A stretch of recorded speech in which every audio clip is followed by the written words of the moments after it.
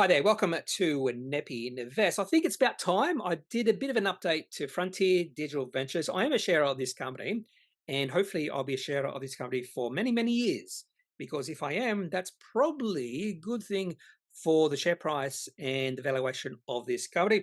Now, I haven't been a shareholder of this company for very long, but I have seen um, an opportunity to buy this company at much better valuations than it has been in the past and much closer, if not after, the company has reached a very important inflection point of becoming ongoing profitable and operating cash flow and free cash flow positive. Now, Frontier Digital Ventures is an owner and operator of online classified marketplaces in emerging regions. So, a lot of growth, a lot of potential for growth. So, I probably should say growth because it's the potential is the most important word there. Now, the most important thing in regards to management is whether they can realize that potential. And I do think we have the management in place to realize that potential. So, the company operates across three regional businesses: 360 Latin, which is Latin America, and that is probably the most successful business they have. MENA, which is Middle East, North Africa Marketplaces Group, and FDV Asia. The current market cap of the company is $250 million. That's a share price of 58 cents, and the company has about 433 million shares on issue.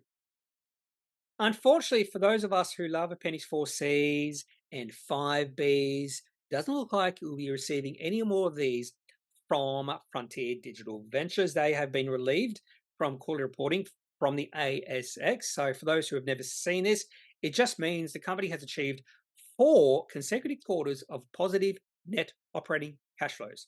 So, they don't have to release any more cash flow reports every quarter. However, they did say in the bottom paragraph, in the interest of keeping shareholders and investors updated on business progress, the company will continue to voluntarily provide business updates on a quarterly basis. Doesn't mean we'll get a quarterly cash flow report, but maybe just a bit of an update to how the company is performing. Now, personally, I'd love to see more and more companies release a quarterly cash flow report voluntarily. We did have clinical pharmaceuticals do that, but it seems like they have stopped doing that. And that's probably another company that does that is Fiducian. Every second quarter, when it's not just after half year or full year, do release a quarterly cash flow report. So it looks like Fiducian is the only company that does this on the ASX. So I'd love if Frontier Digital Ventures continues to release an Appendix 4C, but remains to be seen if they do, even though they sort of said, hinted, maybe they will provide these updates, but whether these updates include the Appendix 4C at this point remains to be seen.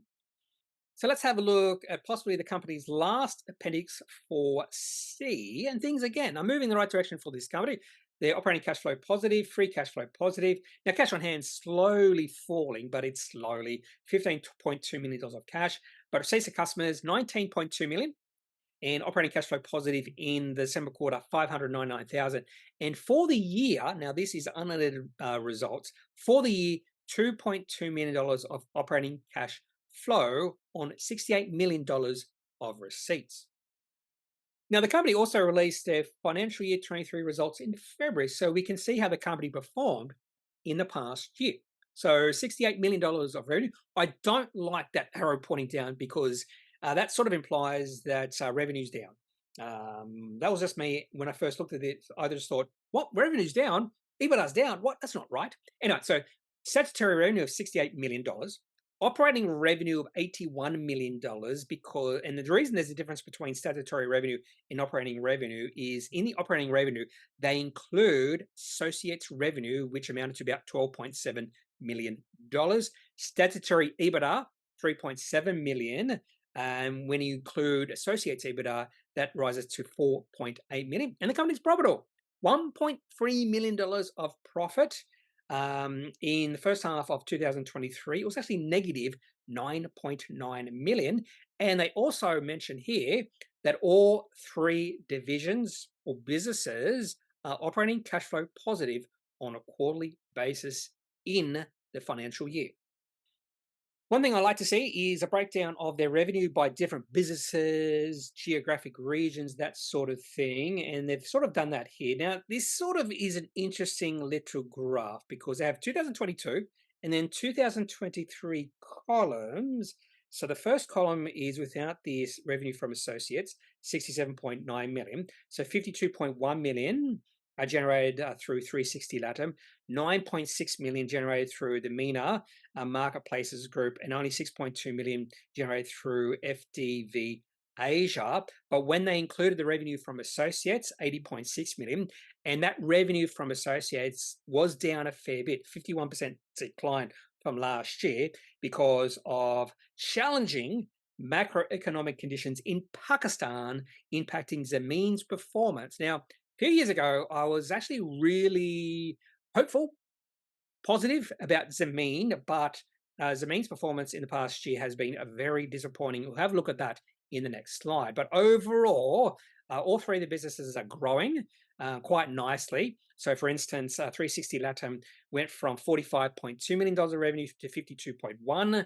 Media Marketplaces increased from $9.9 million to 9.6 million, and FTV Asia increased from $5 million in revenue to 6.2 million. So this company is growing. Another thing FDV do is break down the revenue by brand, so we can actually see how Zameen performed in the past year. And last year, Zameen produced $24.6 million of revenue, which was the biggest brand for Frontier Digital Ventures, and the biggest brand by a fair bit. The next biggest brand last year was InfoCases with $18 million of revenue. But Zameen's revenue dropped 55%. Yes, 55% from 24.6 million to $11 million. And now Zameen is the third biggest brand. In fact, Zameen's revenue is almost half of the biggest brand now, which is InfoCases. Nice 17% increase in revenue for that brand. A nice, brilliant 25% increase in revenue for FinCares, up to 11.2 million, which is now their second biggest brand.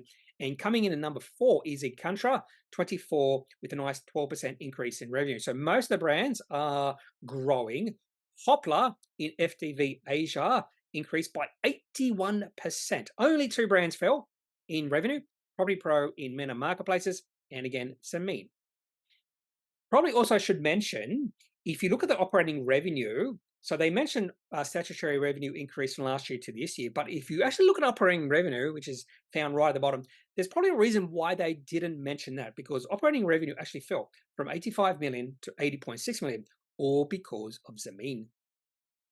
Now, one of the most important things about Frontier Digital Ventures is the company is growing. Their revenue is growing. Statutory revenue is growing. Operating revenue did fall, but statutory revenue is growing. All their brands are growing.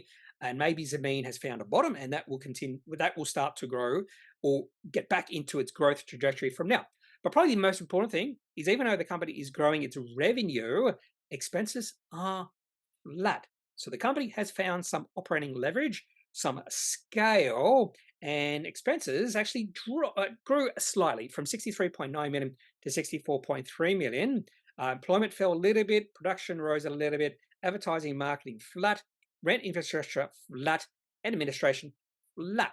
So if they can keep a lid on expenses and continue to grow the revenue, this company will see an explosion in their profit and cash flow. Now let's have a look at the receipts history. Last time I will have a look at this particular graph, table, whatever you want to call it. And the main thing I'm looking for when I look at receipts or revenue history is just, I want to see it growing through time. And we definitely have that with Frontier Digital Ventures. The only little blip is back in 2020, which is understandable. You can see revenue or receipts fell from 5.6 million to 2.4 million in the June quarter of 2020, which is really understandable again. And then receipts went back on a bit of a tear. In fact, they increased from 2.4 million up to 16.5 million in late October or late 2022. And the most recent quarter was a record quarter for this company with $19.2 million of receipts. So now real end in sight to the growth trajectory for Frontier Digital Ventures. Now onto the chart for the company, and this is the daily chart going back to late 2022. So we've got we'll say about 16 months of history here. And before this, the share price was in a downtrend.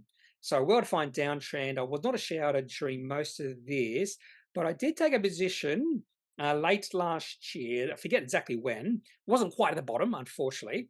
So it is hard to pick the exact bottom, but I did buy in between about June and October.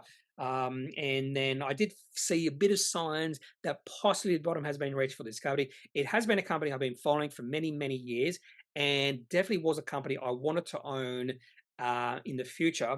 And I saw an opportunity to buy this company at better valuations. And I just bought some shares in the company and just thought, well, if the company keeps on growing, if the company can keep on showing me that they can become profitable and cash flow positive on a continuing basis, there's no reason to sell out of this company just yet. Now, I bought a company called IPP Property in 2013, 2012, 2013. That was sort of a online marketplace property company in Southeast Asia, if I remember correctly. Now, I was a shareholder of that company for a while, and then that company became operating cash flow positive. And almost immediately, that company was bought out by REA Group, and it still pees me off right now because the company did all the heavy lifting and finally became operating cash flow positive, and then they sold out. And it really peed me off. Why would you do that when you've hit that inflection point? I don't think that's going to happen with Frontier Digital Ventures, and the chart looks pretty good right now. The chart has broken out above 56 cents a few weeks ago, and that means the share price right now at about 58 cents. Well, share price has been as high as 62 cents recently, and at 62 cents, that means we are at almost a one-year high for Frontier Digital Ventures. That is all I have for this look at Frontier Digital Ventures. Also had a look at their last Appendix 4C. Possibly, there is a slight possibility that we will see further Appendix 4Cs from this company, but they are not obliged to from the ASX. They don't have to do it anymore. But hopefully we'll at least get an update from the company. And I think ongoing updates from the company is probably a good thing. You want to see how this company is performing because we do make decisions on whether to hold a company, if we do hold it, or sell a company, or even buy a company based off updates.